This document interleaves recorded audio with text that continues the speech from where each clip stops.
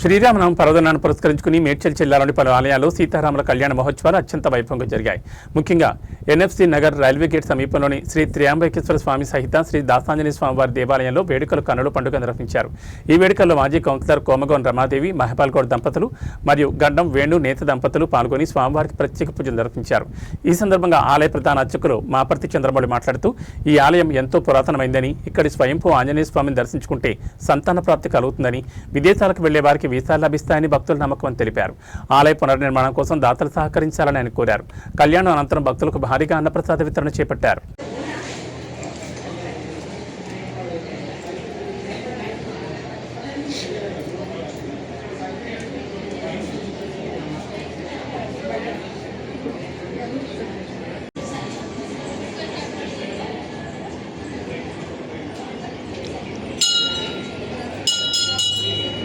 రామమయం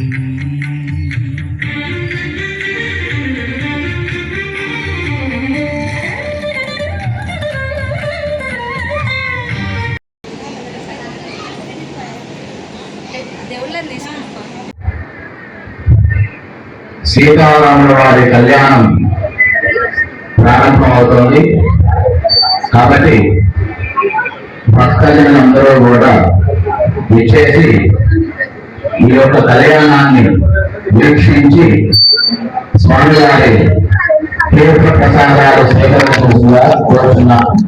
మరికొన్ని సెకండ్ల కళ్యాణం ప్రారంభం.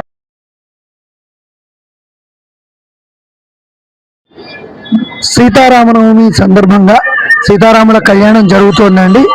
దాసాంజనేయ స్వామి దేవాలయంలో అద్భుతంగా జరుగుతుంది. ప్రతి సంవత్సరము మేము చేస్తున్నాము. గత 2020 నుంచి చేస్తున్నాము.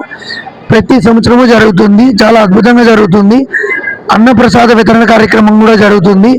అలానే ఇక్కడ రామాలయం కూడా నిర్మించాలన్నది ఆలోచనలో ఉన్నాము.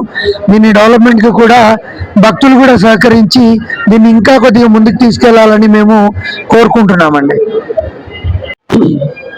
ఇది దాసాంజనేయ స్వామి టెంపుల్, లట్కేసర్ ఎన్ఎఫ్సి నగర్ లక్ష్మీనగర్లో ఉంది. ఈ టెంపుల్కి మాకు తెలిసినంత వరకు 400 సంవత్సరాల చరిత్ర ఉంది. ఇక్కడ బ్రాహ్మణవాడి అని ఉండేదంట, అప్పటి నుంచి ఉండేది.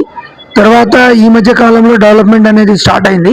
2019 నుంచి ఇది ప్రతిరోజు అట్లా డెవలప్ చేసుకుంటూ భక్తుల సహకారంతో దీన్ని డెవలప్ చేస్తూ ఎక్కువగా జనాలు వస్తూ ఉన్నారు.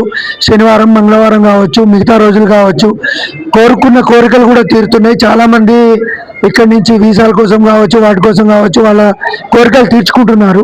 అలాగే చాలామంది ఇక్కడ ముడుపు కట్టడాలు లాంటివి కూడా జరుగుతున్నాయి. అండ్ మరియు దీనిలో ప్రతి సంవత్సరం కూడా ఒక 10 నుంచి 11 మంది ఆంజనేయ స్వామి భక్తులు వాళ్ళ మాల వేసుకుంటారు. వాళ్ళు కూడా ఇక్కడ ఉన్నారు. ఈ రోజున మాల వేసుకోవడం కూడా జరిగింది. చాలా శక్తివంతమైన స్వయంభూ విగ్రహం అండి, స్వయంభూ దేవాలయము ఆంజనేయ స్వామి వారు.